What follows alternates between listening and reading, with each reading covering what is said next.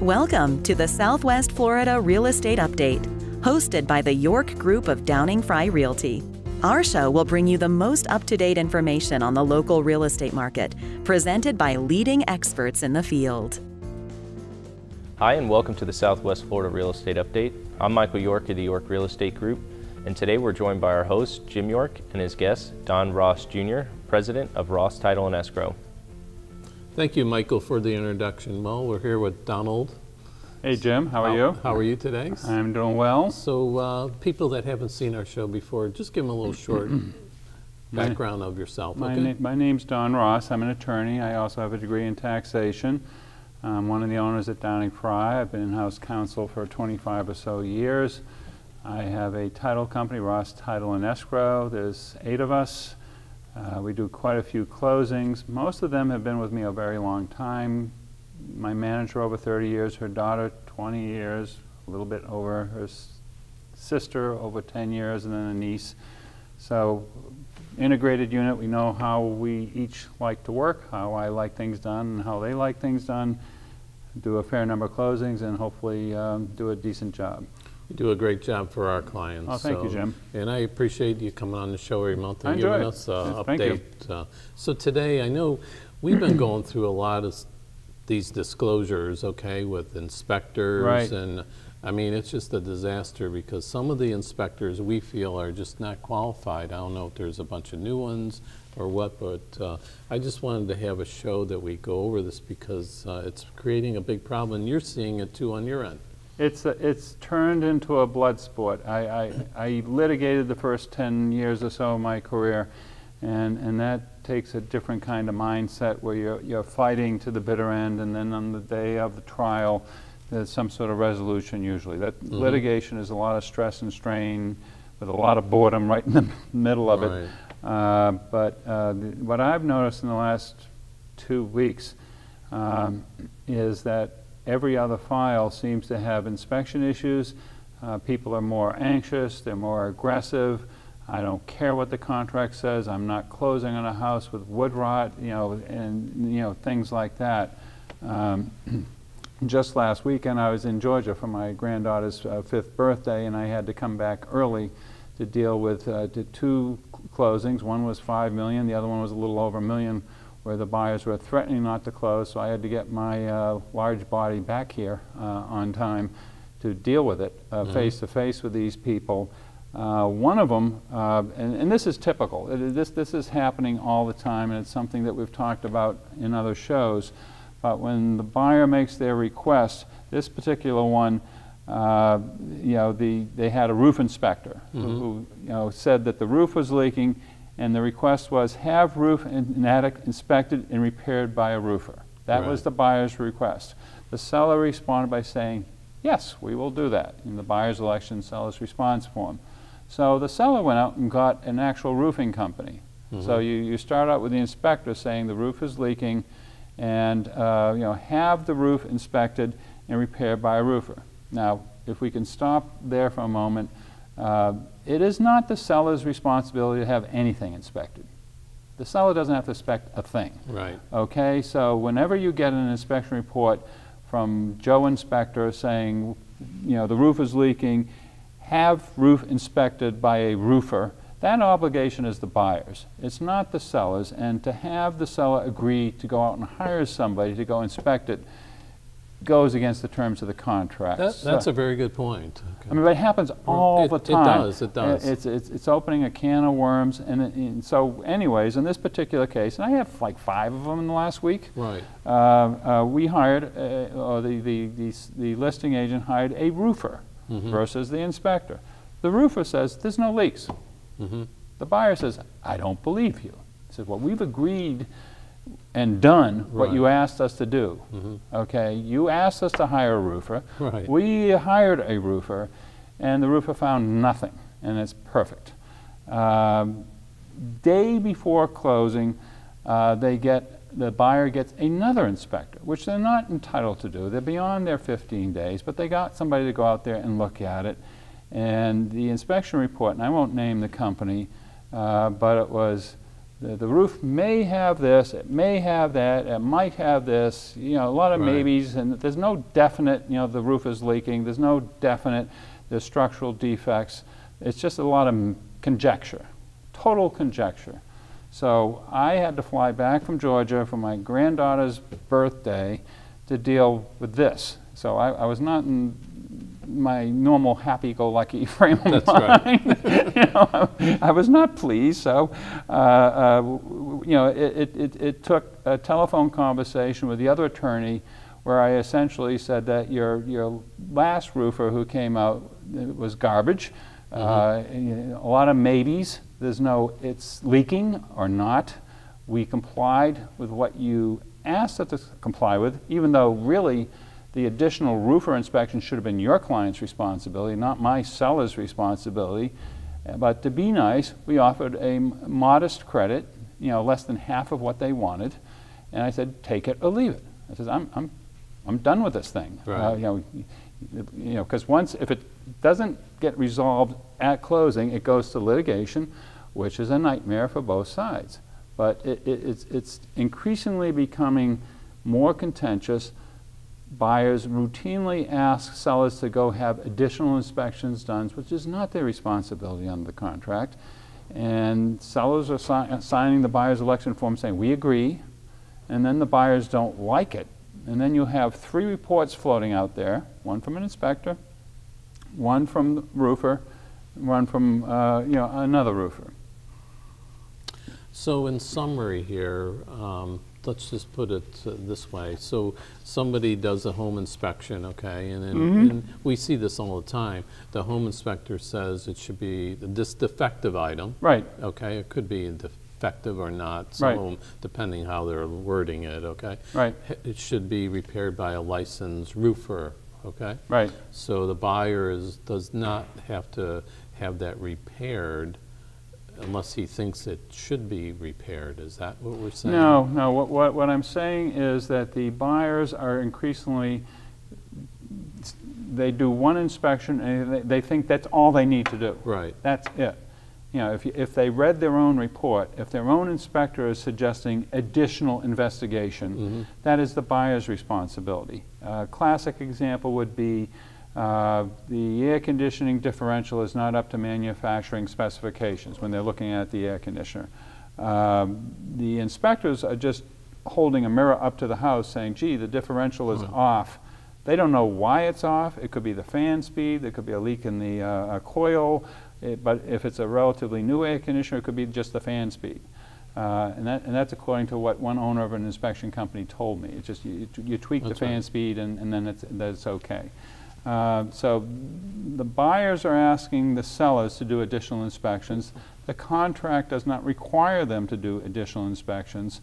And I just wish it would stop because it's causing more headaches than it's worth. So you're saying in inspections, okay, the buyer is requiring more inspections. Right. Usually it's the buyers are requiring it be repaired by a licensed air conditioner or a roofer. Right. So that's 2 different things. Yeah, the contract already requires that all repairs be done by licensed people anyways. Right. But if your inspection report says the air conditioning differential is off and we recommend this, then Jim York should go out and hire the air conditioning expert to see why the differential is off. That's the point. That's why you have 15 days. That's what I'm making. You can have 14 inspections in 15. You could have a bazillion inspections in that 15 days. And then if they agree on it, then it's the seller's responsibility to get it fixed, if that's what they agree on. And they give all the reports to the seller and say, here are the bazillion reports we had done. Our first one recommended a roofer for the roof. They recommended HVAC person for the air conditioning differential. They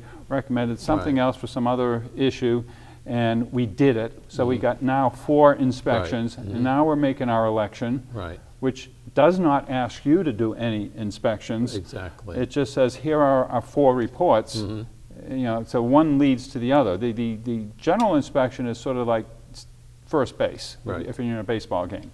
It, in most cases, asks for more work to be done. It suggests more work to be done to the buyer, which under the contract is the buyer's responsibility.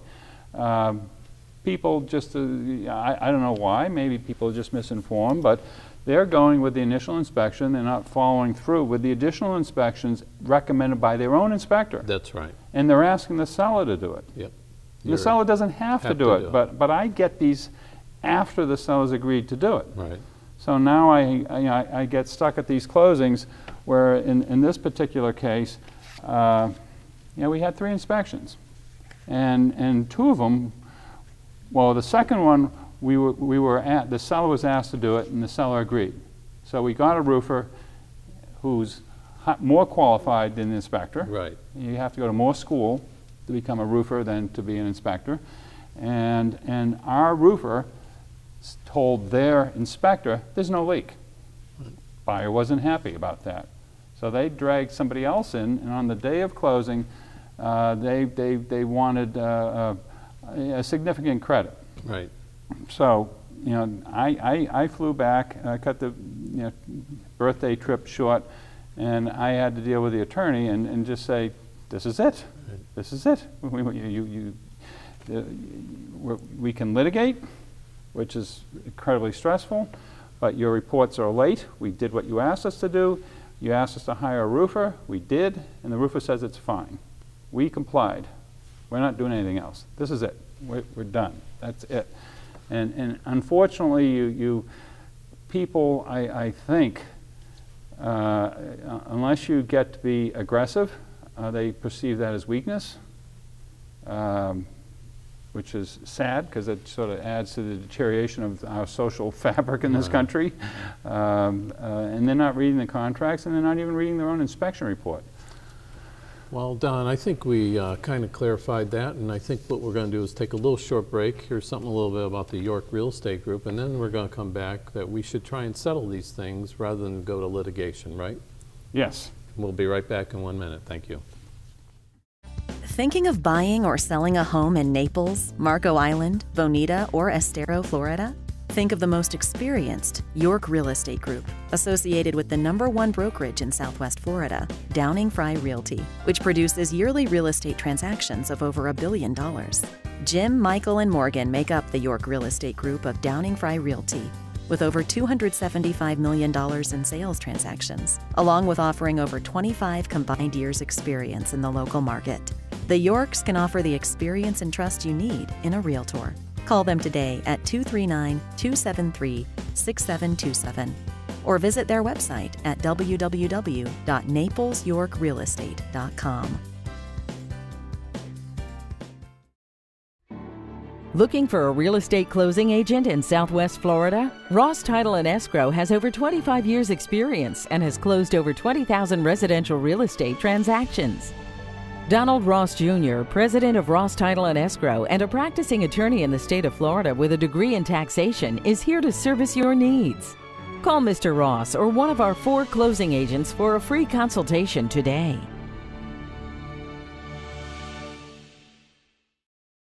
Welcome back. Well, Don, let's continue this conversation, okay, and why we should try and settle this during that period of time rather than going to litigation. So let's go through the steps of trying people understand about litigation, okay? Well, there are a lot of practical steps with litigation, and having done it for 10 years or so, and then going into transactional work, it helps me put in perspective some of the provisions in the contract and are they worth fighting about? In the grand scheme of things, are they worth fighting about? And there's you got a number of different scenarios that I see quite frequently and different factors that we look at. But one, if it's an inspection issue, was there an estimate? If you ask somebody to fix a leak, that's one thing.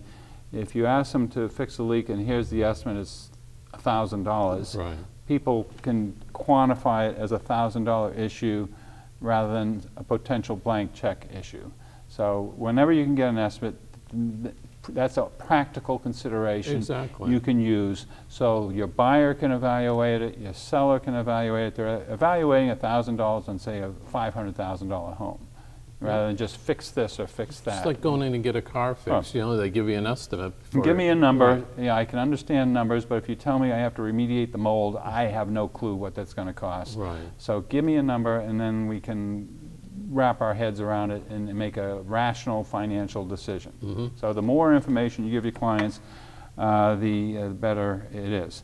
Another consideration, you know, the odds of settling. And there's a lot of psychology and strategy with this. As I've mentioned on prior shows, I have a couple of my kids who are attorneys, and they're always suggesting books on hostage negotiation. One of them is, believe it or not, and how you use it in real estate. Right. But what are the odds of settling? Depends upon emotion.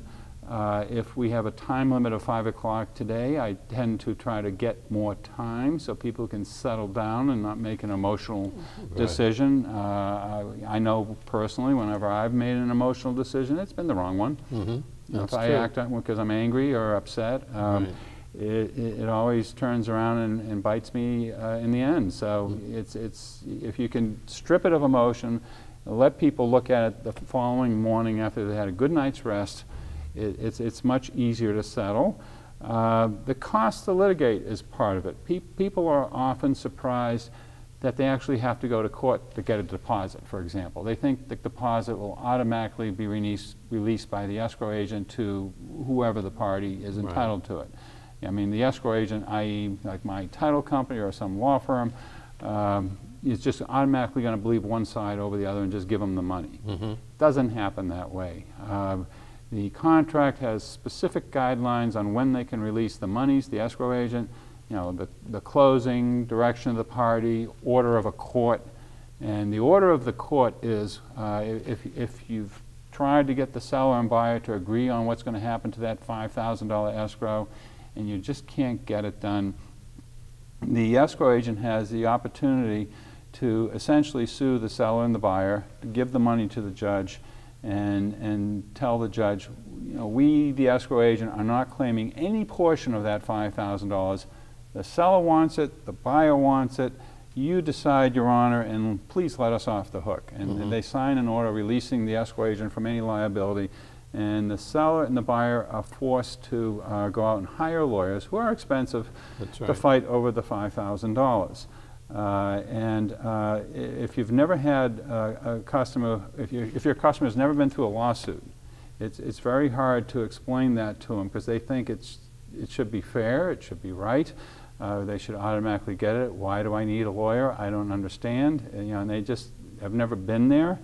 So you know, the cost to litigate I always throw in there, especially when you don't know if the other person has assets that you could levy on if you win. Because under our sales contract, the prevailing party gets to recover their attorney's fees.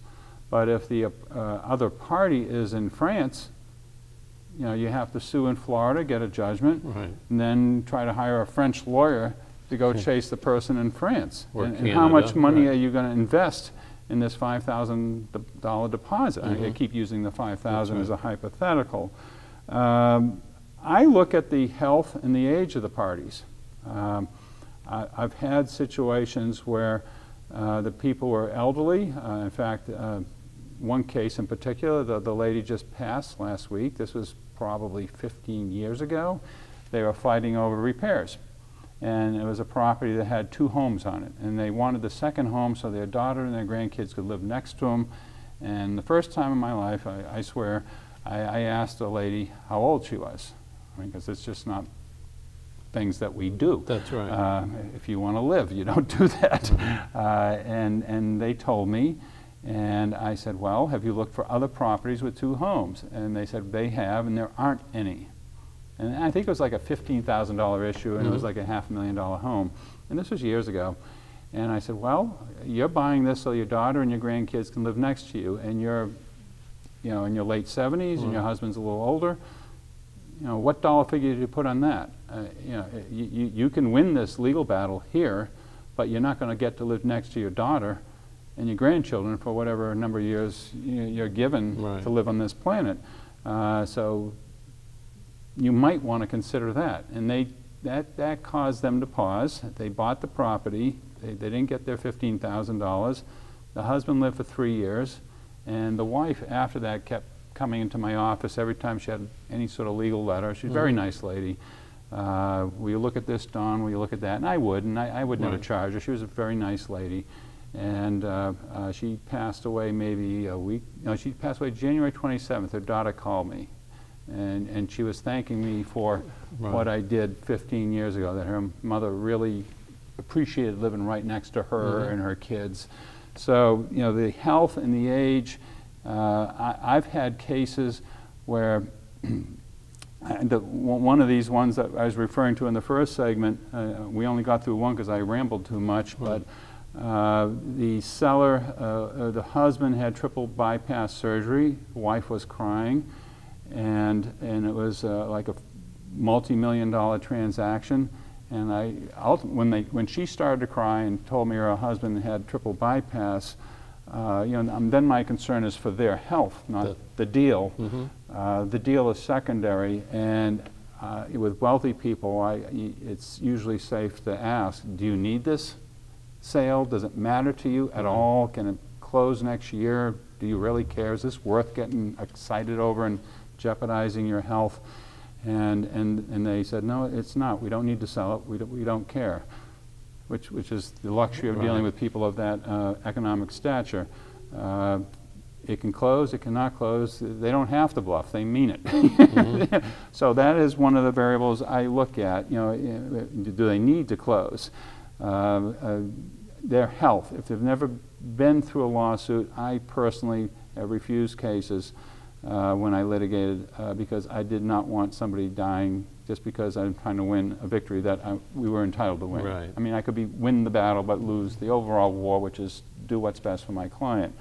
So I look at that. I look at the motivation of the parties, and you and I have gone through this. That's right. Where you know we're negotiating inspection issues again, and should we say no to this if we're representing the seller? And I know you and I have talked about, well, have you met the buyer? Right. You know, were they excited?